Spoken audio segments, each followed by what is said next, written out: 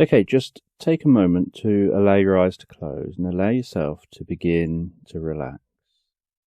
And as you begin to comfortably relax, I'm just going to tell this sleep meditation in the background. And while I tell this sleep meditation, I don't know whether you'll drift deeper to the sound of my voice or to the spaces between my words. And while you begin to drift comfortably asleep, I'm just going to tell a story about a woman who wakes up one day. She leaves her apartment in the middle of a large city, heads outside, and she can see the cars flying overhead in multiple lanes of traffic above her. And above those cars she can see drones carrying items which head across the sky, drop down through gaps near the cars to head to specific locations. And down here at street level,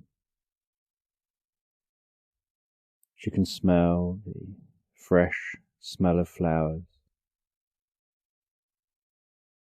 She can see the way the grass moves in the breeze. And she can hear that gentle hum from the traffic overhead. And occasionally she walks into sunlight, and other times she's in the shadow of tall buildings. She can see butterflies flying from flower to flower, bees foraging. She can see a little hedgehog roaming around, digging its nose into the grass.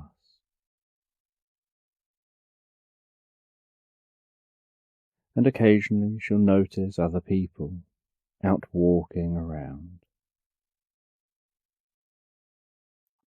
And she wonders what it must have been like before they moved the traffic into the sky,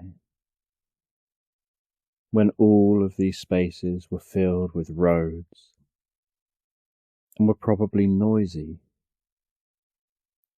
Yet now these open spaces are quiet, just the sound of nature with that hum of those flying cars overhead. And she prefers to walk to work rather than jumping into a car and flying to work. She finds that this helps her to relax deeply and comfortably, and helps her to be more centered by the time she arrives at her work. She likes the feeling of the breeze on her face, the sounds of nature.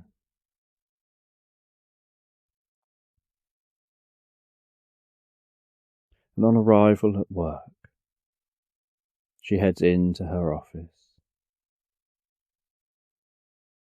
enters into a lift, which takes her up that building, walks to her office room, which is surrounded by glass walls, allowing plenty of natural light in. And from sitting at her desk, she can see the traffic silently whizzing past the windows outside. And she stands and looks down the street before sitting behind her desk and beginning her work. And as she sits behind the desk, so she puts a pair of glasses on, and the glasses allow her to see an augmented reality around her. And she moves her hands around, moving items around in the augmented reality. moving messages from people from one location to another, opening things, reading things, closing the messages.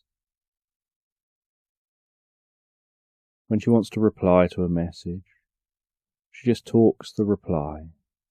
It types it out for her and sends it off. And she finishes work and decides it's time to take a bit of a break. And to take a break, she asks the augmented reality to show her a beach. And then a beach superimposes over her reality as she stops being aware of the office that she's in, and in all directions, all she can see is this beach. In front of her, she can see the waves lapping gently on the shore, the blue sky, the occasional cloud drifting through that sky. Below her, she can see the sandy beach. If she looks behind her, she can see the sand all the way up to grass, and beyond the grass, she can see some woodland. And she can hear the sounds of being on this beach. She can hear the sounds of birds flying overhead, sounds of that water lapping on the shore in front of her, the sounds of birds in the trees behind her, and the slight rustling leaves sound. And she can just take a moment to relax and enjoy the experience. And in front of her, she can still see a variation of her desk. The desk fits the environment, but it allows her to see specific items on her desk. And she knows where to place those items when she places them back down, because those bits of desk are there. So she can see her drink resting on a table in front of her. And she reaches over, picks up that cool, refreshing drink, and drinks some of that drink, and can feel that cool, refreshing drink flowing down her throat to her stomach. And then she can place that drink back down. And while she is in this augmented reality in this way, she can begin to totally buy into it. She knows it's just augmented reality. She's used it for many years. But she can buy into this augmented reality enough to allow her to feel like she's taking a break away from things. And then, after a little break, she asks for the reality to disappear, and she finds herself back at her desk. And she carries on working for more of the day. And then later in the day, when it reaches her lunchtime, she decides to go for a walk. And so she heads out of the office, heads down a floor to the recreation floor. In the recreation floor, everyone's wearing their augmented reality glasses. And the floor looks very bland, but everyone will be in their own experience. And there are some exercise bikes, walking machines, climbing machines, chairs, tables. There are some open spaces, specifically to be able to roam around in. And she can see some people roaming around in those open spaces. And she places on her augmented reality glasses, walks into one of those spaces, asks for it to create a specific reality for her of a country walk.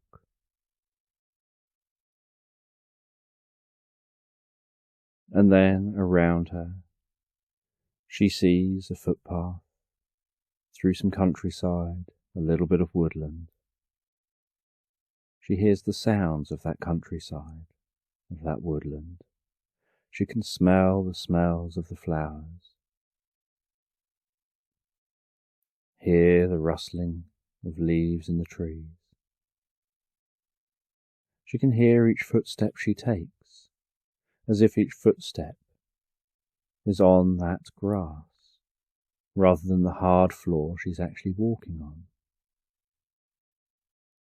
And because her brain can hear that slight crumpling of grass and the noises associated with walking on grass, her brain begins to interpret her experience as being that of walking on grass, even though in reality she's actually walking on a hard floor.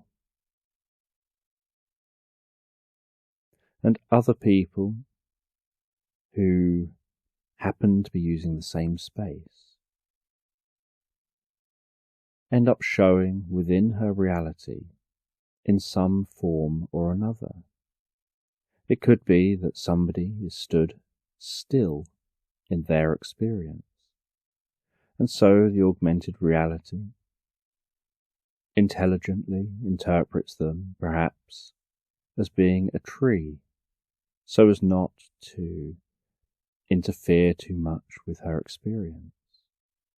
Perhaps they're walking along, and so the augmented reality will have them walking along looking suitable for her reality, as if there's someone else walking in the countryside. And if the person wants to be alone in their experience, the augmented reality will find ways to facilitate this. So it could be that as someone's walking along in the augmented reality, perhaps they look like an animal walking past, so that the person avoids them and doesn't bump into them.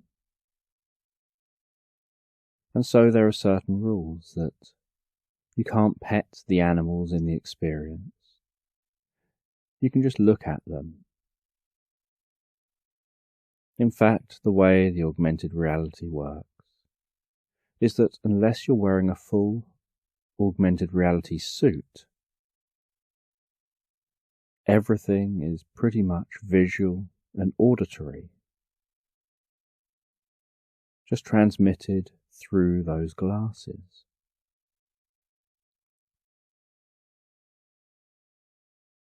So you can't touch the flowers. You can't touch the trees. But the augmented reality can introduce certain static objects into the reality. So if there's a table that's specifically going to be used, the augmented reality can create a version of that table in the experience that fits the experience, and so you can then place a drink on the table. Chairs can be incorporated so that you can sit down on a chair. And so she roams around this countryside walk, and the augmented reality simulates the brightness of the sun, helping her to have this feeling almost like that sun is on her face.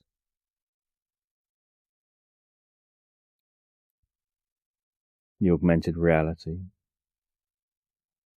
allows her to hear the birds, the rustling leaves, the sound of the breeze, And she can see different insects, butterflies.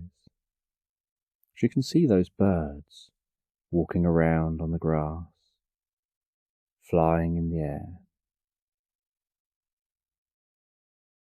And so she takes a 20-minute walk through the countryside. And yet actually she's in a room that's bland and drab and is just walking around a specific section of the room that's designed to work with this experience.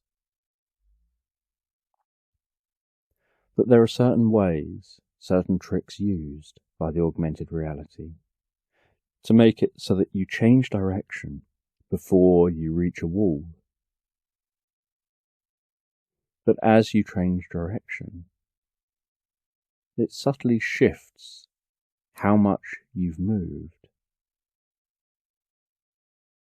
so that your brain perceives it that you've just turned very slightly, and yet in reality you've turned much more than you realize. So your brain feels like you've just been following a slightly curved path, despite actually heading back almost the same direction as you were travelling. And so you navigate this area without realizing the size of it, with that feeling like the area is so much larger than it really is. And this augmented reality is capable of auto-generating content. So you can keep on making twists and turns and following the path, and the reality will keep guiding you in specific directions, and making it so that you feel like you're walking further and further away from your start point, when in fact you're weaving around, following paths. And as long as you don't just ignore everything and walk straight through the augmented reality to keep yourself in a straight line, you don't notice that you're really just moving around this same area, and yet you can have this feeling like you're walking further and further. And the augmented reality auto-generates more reality for you, so that you can feel like you can just walk on and on and on and on without ever hitting a boundary. And after this woman has enjoyed her lunch break, eaten some food while she's out on this country walk, she heads back out of this area, takes the glasses off, heads back to her office. She carries on her job. And then at the end of the day, as the sun begins to set outside, she leaves the office and begins that walk home. And while she's walking home, as the sun is setting, she can see the lights of the cars overhead, hearing that hum of those cars up there, and the silence of the countryside down here between the buildings. And down here between the buildings are some low lights, just to light the way, that have shades over the top to try to reduce how much light rises up towards the sky. And so although there is some light pollution from these low lights, and from this location, there'd be a lot of light pollution from the buildings, from the cars. It just adds a more natural feel to the environment than high up overhead lights.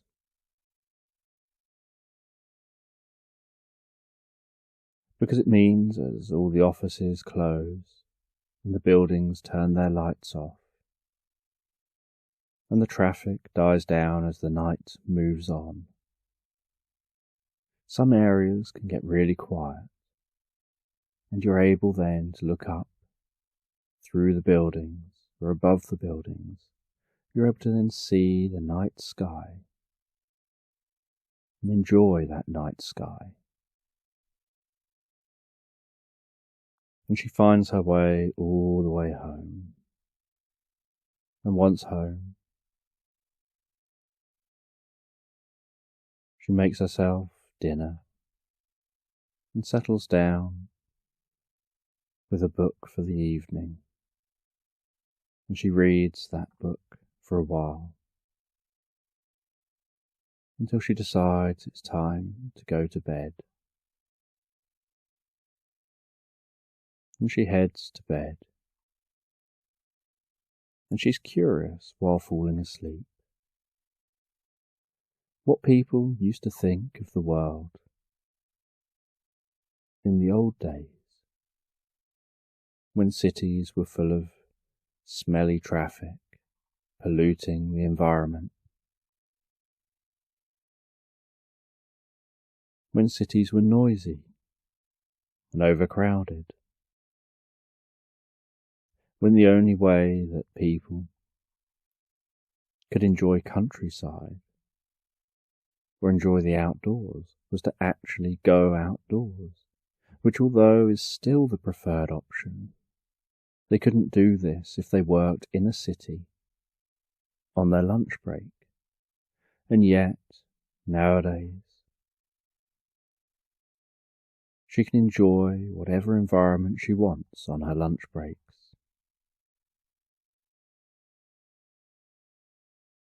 And although she still likes to go out to different places, she can appreciate those places from her office. And she gradually floats and drifts and relaxes asleep.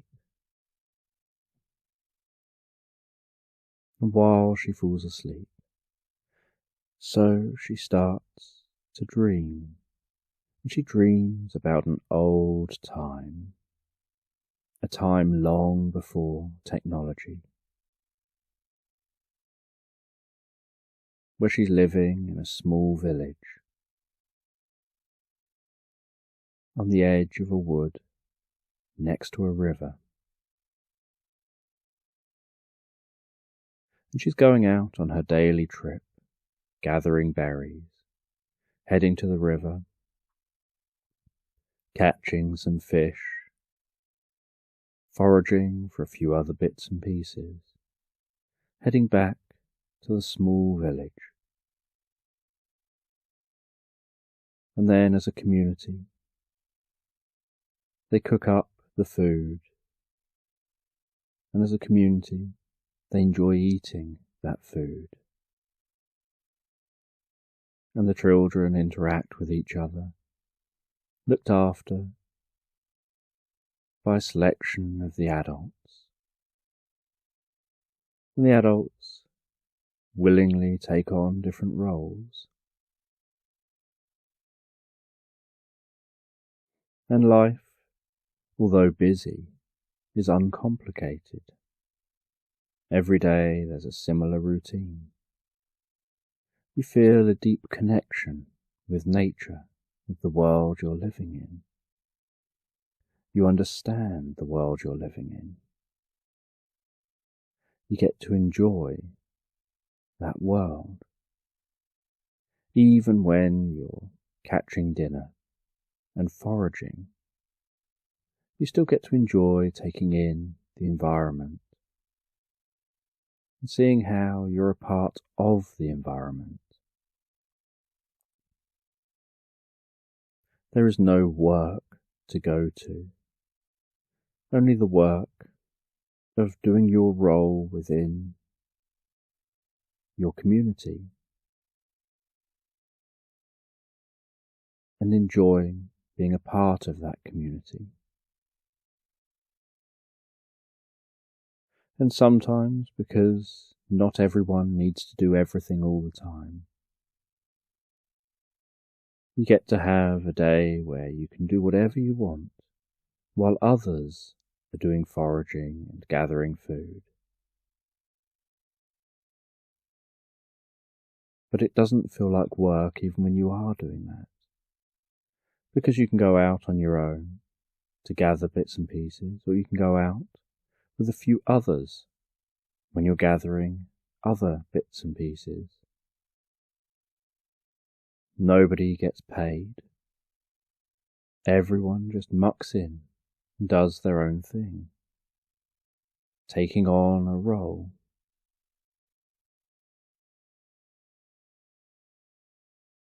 And different people in the community have different skills. Some will be very obsessive about trying to improve things, and so they're given the task of doing that role. Others are perhaps good with their hands and making things. And as she drifts and sleeps and dreams through this dream, she begins to learn what it means to appreciate these aspects of life, that it isn't all about money or wealth or living in the largest home, but about working together in a sense of community, and how her society is beginning to work towards that through technology. And yet at the same time, there is a tendency in this new society for people to absorb themselves in technology alone, in their own augmented realities,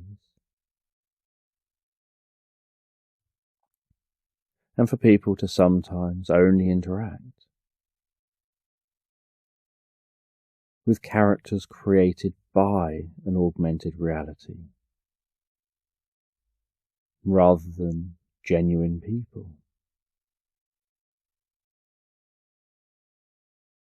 And so she finds herself regularly pondering these thoughts about the positives and the negatives of becoming increasingly advanced with this technology,